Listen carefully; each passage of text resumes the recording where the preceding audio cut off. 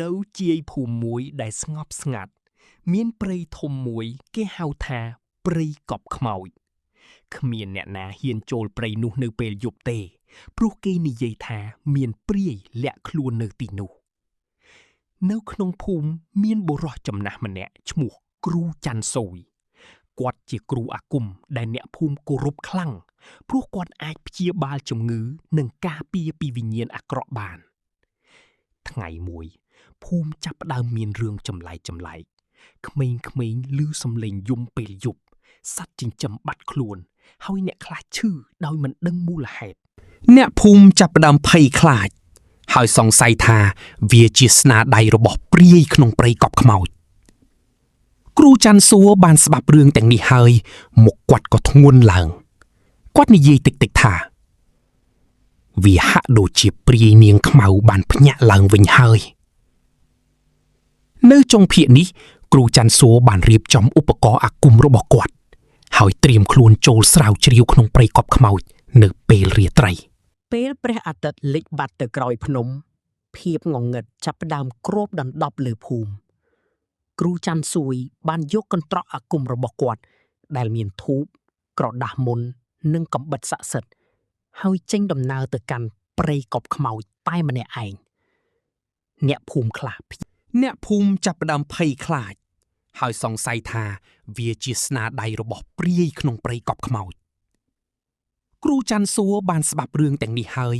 មុខគាត់ក៏ធ្ងន់ឡើងគាត់និយាយតិចៗថាវាហាក់ដូចជាព្រាយនាងខ្មៅបានភ្ញាក់ឡើងវិញហើយនៅចុងភាគនេះគ្រូច័ន្ទសួរបានរៀបចំឧបករណ៍អាគមរបស់គាត់ហើយត្រៀមខ្លួនចូលស្រាវជ្រាវក្នុងព្រៃកប់ខ្មោចនៅពេលរាត្រីគ្រូច័ន្ទសូយបានបោះធូបមួយដើមហើយសូត្រពាក្យអាគមស្រាលដើម្បីការពារខ្លួនពន្លឺធូបភ្លឺបន្តិចប៉ុន្តែស្រមោលជុំវិញកាន់តែខ្មៅឡើងពេលដើរជ្រៅគាត់ក៏ឃើញសញ្ញាចម្លែកដីមានស្នាមជើងទូចដែលមិនមែនជាមនុស្សដើមឈើខ្លះមានស្នាមឆ្កូតដូចក្រចកធំហើយខ្យល់មានក្លិនស្អុយដូចសាច់រលួយស្រាប់តែ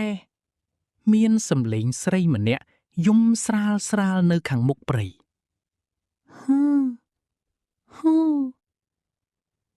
គ្រូច័ន្ទសូឈប់ជើងភ្លាមគាត់ដឹងថានេះមិនមែនជាមនុស្សទេ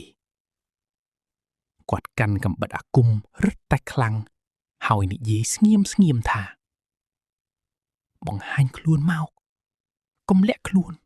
ភ្លាម